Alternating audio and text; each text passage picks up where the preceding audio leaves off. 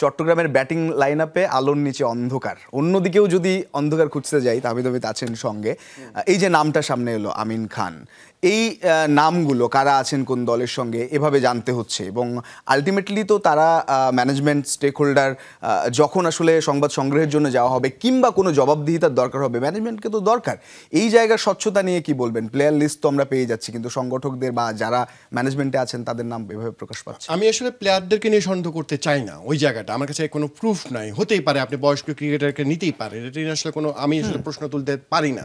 যে জায়গাটায় প্রশ্ন, যে নামটা আসছে আমিন খানকে নিয়ে, কেন এই প্রশ্নটা এসছে? আপনি 9 জন ক্রিকেটারকে, যাদেরকে প্রকাশ্যে এনামুল হক, বিজয়, এদেরকে আপনি বললেন যে এই বিপিএল থেকে যেহেতু তারা সাসপেক্টেড, বিপিএল এর যে তদন্ত কমিটি করা হয়েছিল সেখানে সাসপেক্টেড, অ্যালেক্স মার্শাল বলছেন সাসপেক্টেড, সেই জন্য আপনি বাদ দিয়েছেন।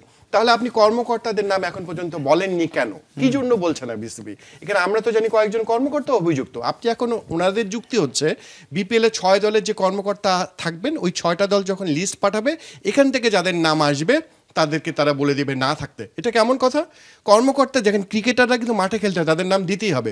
আমার দলে ধরেন আমি একটা এক্স টিম ক্রিকেট বল, চট্টগ্রামের কথা বলুন, আমার যে অভিযুক্ত মানে কর্মকর্তা আছে, আমি তার নাম দিব না?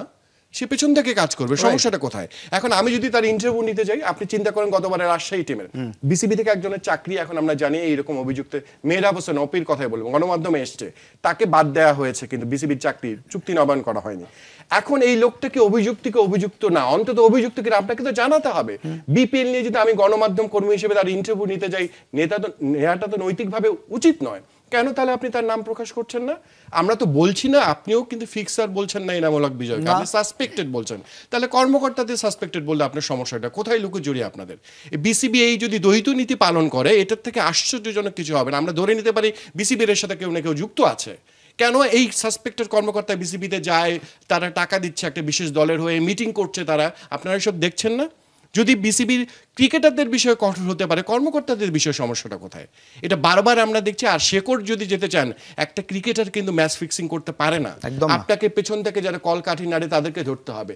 আপনি শেকড়ে যাবেন না, উপরে যারা এক্সিকিউশন করছে তাদেরকে নিয়ে কথা বলবেন। একজন ক্রিকেটার অনেক সময় বাধ্য হয় অনেক কিছু করবার জন্য, তা আপনি কঠোর হলে কঠোরই হন না কেন ভাই? কিন্তু সেটা আমরা এখন পর্যন্ত দেখিনি।